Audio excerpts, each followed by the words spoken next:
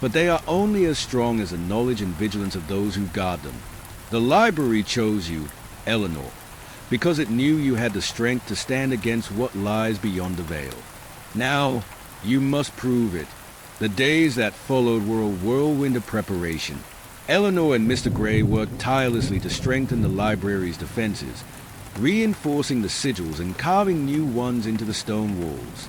The process was grueling, both physically and mentally, but Eleanor's resolve never wavered. She had seen the devastation the Crimson Eyes could bring, and she was determined to ensure they would not breach the veil again. As she delved deeper into the library's secrets, Eleanor began to uncover pieces of its history that even Mr. Gray had not fully explained. In a hidden alcove within the restricted archives, she found a collection of journals written by previous curators. Their accounts were harrowing, detailing encounters with the Crimson Eyes and the sacrifices made to maintain the library's wards. One journal, in particular, caught her attention. Its pages were filled with sketches of intricate sigils and diagrams, accompanied by notes written in a frantic, almost desperate hand. The core grows unstable. The sigils flicker like dying embers, and the whispers grow louder with each passing day. I fear the wards will not hold. If the veil is breached, the Crimson Eyes will consume us all. There must be another way. Eleanor's brow furrowed as she read the final line. The author had trailed off, their words replaced by a chaotic scroll that resembled the sigils etched into the library's walls. It was clear that they had been searching for a solution beyond the wards, but whatever they had discovered remained a mystery. Late one night, Eleanor returned to the core chamber alone.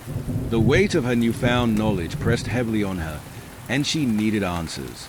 She stood before the pedestal, her hands trembling as she placed the journal on its surface. The faint glow of the sigils illuminated the room, casting long, shifting shadows across the walls. "What am I missing?" she whispered, her voice echoing in the cavernous space. "There has to be a way to stop them for good." As if in response, the air around her grew still. The hum of the sigils faded, replaced by a deep, resonant voice that seemed to emanate from the very walls. "Eleanor Winters," the voice intoned, "you seek to end what cannot be ended. The Crimson Eyes are eternal, their hunger boundless. To challenge them is to invite destruction." Eleanor's breath caught. "Then why was I chosen?" she demanded. "If they can't be stopped, why bring me here?" The voice was silent for a moment, as if considering her question. "The library is not a prison," it finally said. "It is a bridge, a point of connection between worlds.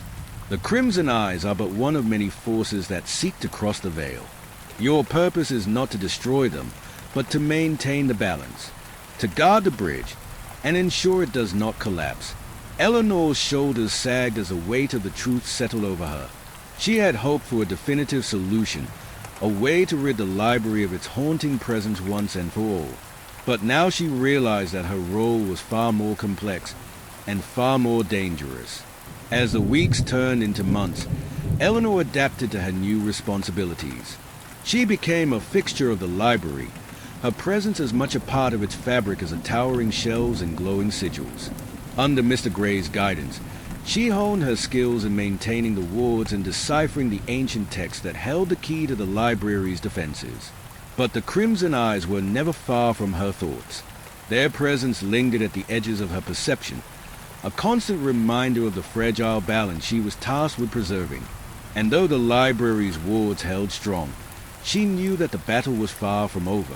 One evening, as she prepared to close the library for the night, Eleanor paused in the main hall. The soft light from the stained glass windows bathed the room in a warm glow, and for a moment, the library felt almost peaceful. But then she saw it, a faint flicker of crimson light in the shadows near the restricted archives. Her heart raced as she approached, her hand instinctively going to the pendant around her neck. The light grew brighter, resolving into the familiar, piercing gaze of the Crimson Eyes. They hovered in the darkness, their unblinking stare fixed on her. "We are not finished," the voice echoed, its tone both threatening and tantalizing.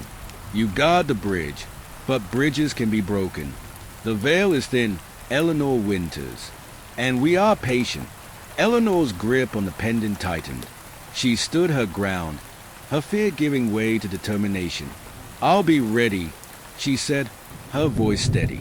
The crimson eyes blinked once, slowly, before fading into the shadows. The room fell silent, the tension dissipating like a receding tide. Eleanor exhaled, her body trembling with the adrenaline of the encounter. As she turned to lock the library's doors, she felt a strange sense of clarity. The battle was ongoing, and the stakes were higher than she had ever imagined. But she was no longer the hesitant newcomer who had stepped through the library's doors months ago. She was its guardian now, and she would do whatever it took to protect its secrets and maintain the balance. For the first time, Eleanor felt truly at home in the Brackenmore Library. The whispers, the sigils, the hum of the walls. They were no longer threats, but allies in her fight against the Crimson Eyes. And as she stepped into the cool night air, the pendant around her neck warm against her skin, she knew that she was exactly where she was meant to be. Eleanor stood at the gate to the restricted archives, the weight of Mr. Gray's warning heavy in her mind. The iron latch felt cold and solid under her fingers, its intricate design a barrier and an invitation all at once. She hesitated, her breath catching as the hum that had haunted the library grew louder, resonating through her chest like an otherworldly drumbeat. This was it. There would be no turning back. With a deep breath, she pushed the gate open. The hinges groaned, the sound reverberating through the silent library. The staircase leading down into the archives yawned before her, a dark and foreboding descent. She gripped her flashlight tightly and began her journey, each step echoing into the stillness below. The air grew colder as she descended, carrying a damp, earthy scent that clung to her skin. The walls seemed to close in, the stone surfaces marked with faint carvings that glowed faintly under her flashlight. They were the same sigils she had seen throughout the library, their patterns twisting and overlapping in ways that made her head spin if she stared too long. At the bottom of the stairs, the door to the archives loomed before her, its surface marked with a massive sigil that pulsed faintly. Eleanor's hand trembled as she reached for the handle. The metal was unnaturally warm, a stark contrast to the chill in the air. With a steadying breath, she turned the handle and pushed the door open. The room beyond was vast, its walls lined with towering shelves that stretched into the darkness above. The shelves were packed with ancient tomes, their spines cracked and faded, while artifacts of unknown origin sat on pedestals and in glass cases scattered throughout the space. The air buzzed with an electric energy, the hum she had felt earlier now a palpable force that seemed to pulse with the rhythm of her heartbeat. Eleanor stepped inside, the door creaking shut behind her. The silence was absolute, broken only by the faint whisper of her own breathing. She moved cautiously between the shelves, her flashlight casting long, flickering shadows that danced across the walls. The sigils carved into the shelves glowed faintly, their light growing brighter as she approached the central pedestal. On the pedestal rested a book bound in black leather, its cover emblazoned with the sigil of the Crimson Eyes, the same symbol that had haunted her dreams, that had stared back at her from the shadows. Eleanor's breath caught as she approached, the hum growing deafening as she reached for the book. "Miss Winters." The voice froze her in place. She turned to see Mr. Gray standing in the doorway, his face shadowed but his piercing blue eyes glinting in the dim light. "You shouldn't be here," he said, his tone firm but not unkind. "I need to understand," Eleanor said, her voice trembling but resolute. "The Crimson Eyes, the sigils, the library, all of it. Why does it feel like it's calling to me?" Mr. Gray sighed, stepping into the room. "Because it is," he said. "The library chooses those it deems worthy. You were brought here for a reason, but that reason comes with a price." "What price?" Eleanor asked, her grip on the flashlight tightening. "Your curiosity," Mr. Gray said. "The more you seek to understand, the more it will demand of you. The Crimson Eyes are not just observers, they are predators. They feed on knowledge, on fear, on the desire to uncover what should remain hidden." Eleanor's gaze shifted back to the book on the pedestal. "What happens if I open it?" she asked. Mr. Gray's expression darkened. Once you open that book, there is no turning back. You will see the library for what it truly is, and the crimson eyes for what they truly are. But it will also see you fully and completely. Are you prepared for that? Eleanor hesitated, her mind racing. The library's mysteries had consumed her, pulling her deeper with every passing day. She couldn't walk away now, not when she was so close to the truth. With a steadying breath, she reached out and opened the book. The moment the cover lifted, a surge of energy burst from the book, sending a shockwave through the room. The sigils on the shelves flared to life, their light blinding as the hum reached a deafening crescendo. Eleanor stumbled back, shielding her eyes as a dark, swirling mist began to rise from the pages. The mist coalesced into a shape, twisting and writhing until it formed a pair of glowing crimson eyes. They hovered in the air before her, their gaze piercing and unrelenting. Eleanor's breath caught as the air around her grew thick, the oppressive presence of the eyes pressing against her like a physical weight. Eleanor Winters, a voice echoed, deep and resonant, filling the room. You have opened the veil. You seek knowledge, yet you do not comprehend the cost. Eleanor's voice trembled as she spoke. What are you? We are the Watchers, the voice replied.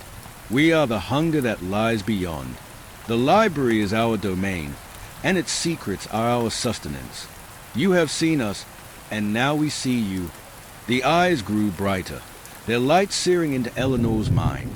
Images flashed before her, visions of the library stretching across time and space, its shelves filled with knowledge from countless worlds.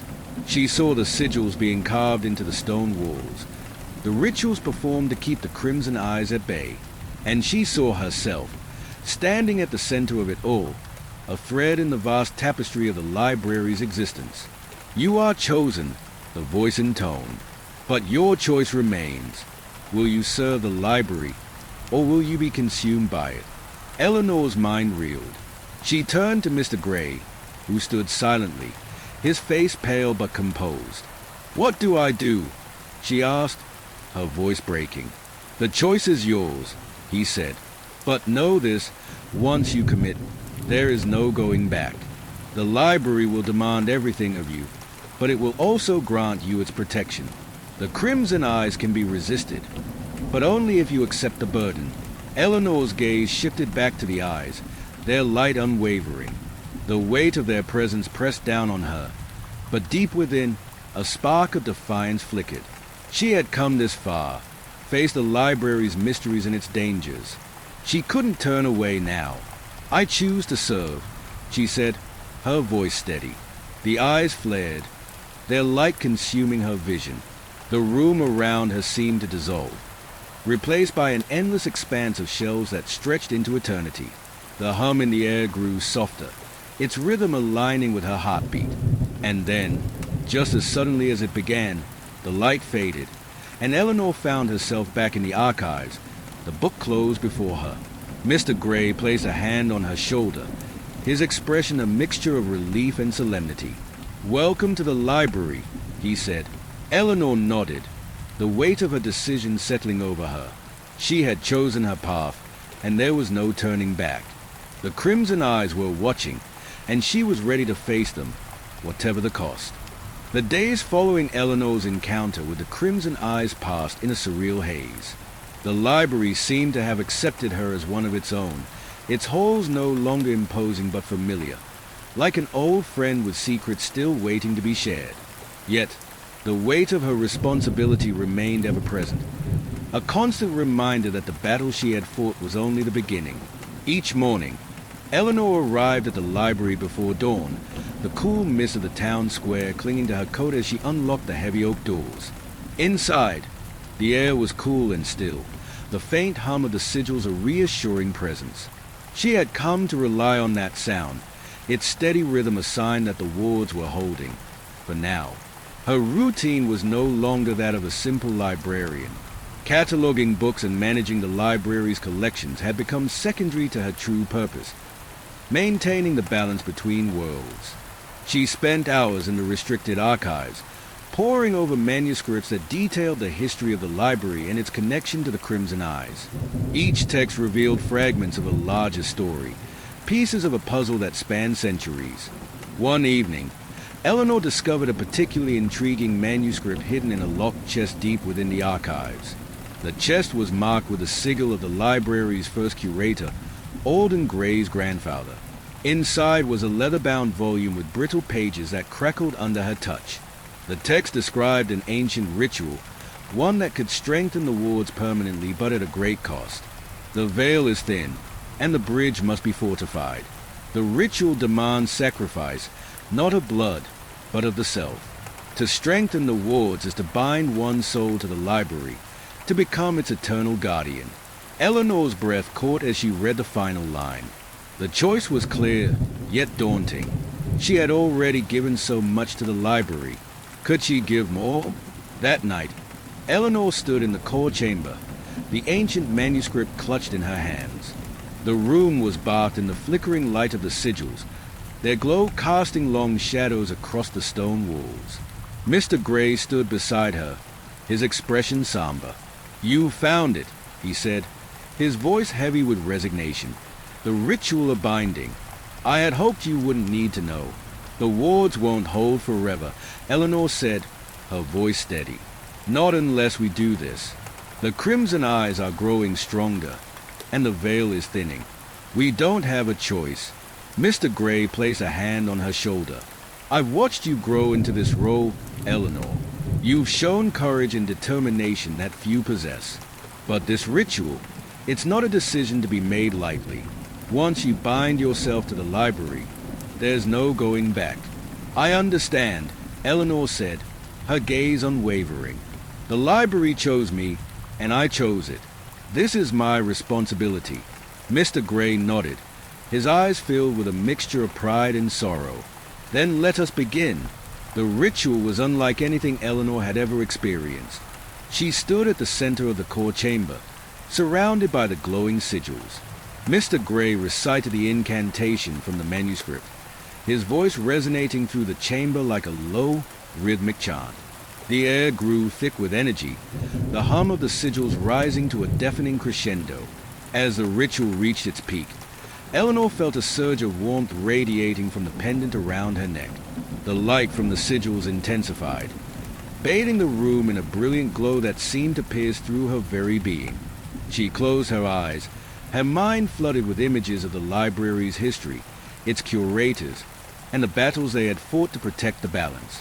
When the light finally faded, Eleanor opened her eyes to find the chamber transformed. The sigils on the walls glowed with a steady brilliance, their power renewed. The oppressive presence of the Crimson Eyes was gone, replaced by a profound stillness that filled the room. Mr. Gray approached her, his face lined with exhaustion but his eyes filled with relief. "It is done," he said. "The wards are stronger now, and the library is safe." For a time, Eleanor nodded, the weight of the ritual settling over her. She could feel the connection between herself and the library, a bond that went beyond words. The library's hum was now a part of her, its energy coursing through her veins like a second heartbeat. In the weeks that followed, the library thrived under Eleanor's care. The sigils remained strong, their light a constant reassurance that the veil was secure. The whispers that had once haunted her were now a comforting murmur, a reminder that the library recognized her as its guardian. The townsfolk began to notice changes as well. The oppressive atmosphere that had long surrounded the library seemed to lift, replaced by a sense of calm. Patrons returned to its halls, drawn by its warmth and the promise of knowledge. To them, the library was simply a place of learning, its secrets hidden in plain sight. But for Eleanor, the library was so much more. It was a living entity, a bridge between worlds that required constant vigilance. She had become its steward, its protector, and its voice. The Crimson Eyes still lingered at the edges of her perception, a reminder that the balance was fragile. But she no longer feared them. She was ready to face whatever challenges lay ahead. One evening, as Eleanor prepared to close the library for the night, she paused in the main hall. The soft light from the stained glass windows bathed the room in a warm glow, and the hum of the sigils resonated in harmony with her heartbeat. She placed a hand on the nearest shelf, feeling the faint pulse of the library's energy beneath her fingertips. "We're ready," she whispered, her voice filled with quiet determination. As she locked the doors and stepped into the cool night air, Eleanor felt a sense of peace she hadn't known in months. The library was safe, and so was the world it protected. For now, and as the stars shone above Brackenmore, their light reflected in the pendant around her neck, Eleanor knew that she was exactly where she was meant to be.